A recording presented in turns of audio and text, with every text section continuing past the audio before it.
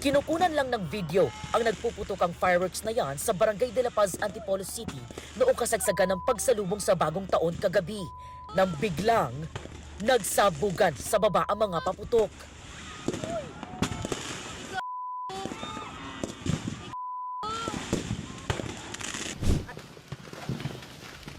Sa isa pang video, kita ang malapitang pagsabog ng sari-saring fireworks. Kanya-kanyang paglikas ang mga tao. Ang lugar na pinangyarihan, isang designated area ng tindahan ng mga paputok. Kita ang isang nagvi-video na sinubukan pang magtago sa likod ng mga istante. Kwento ng mga saksi, mitsa raw na mga kalat-kalat na pagsabog ang nalihis na pagputok ng isang fountain.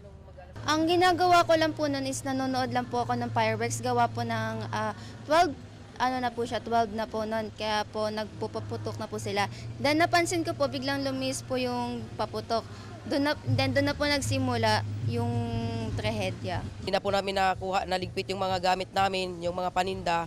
Sa sobrang taranta po, na hindi namin alam kung saan kami pupunta. Yung anak ko po, naligaw siya, may pader daw silang tinalon. Yung anak ko po na nahiwalay sa akin, maming bunso ko is 6 years old po. Sa sobrang taranta, hiwa-hiwalay po kami.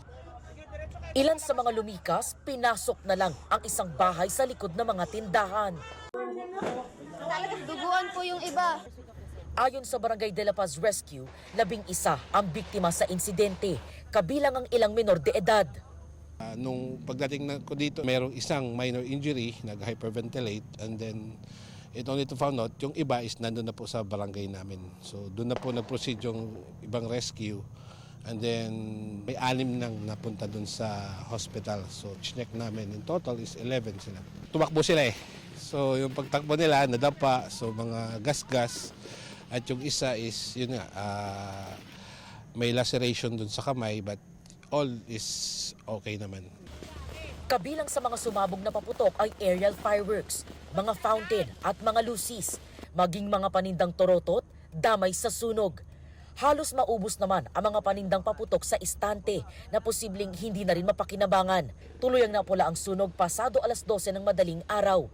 Patuloy ang investigasyon ng mga otoridad sa insidente.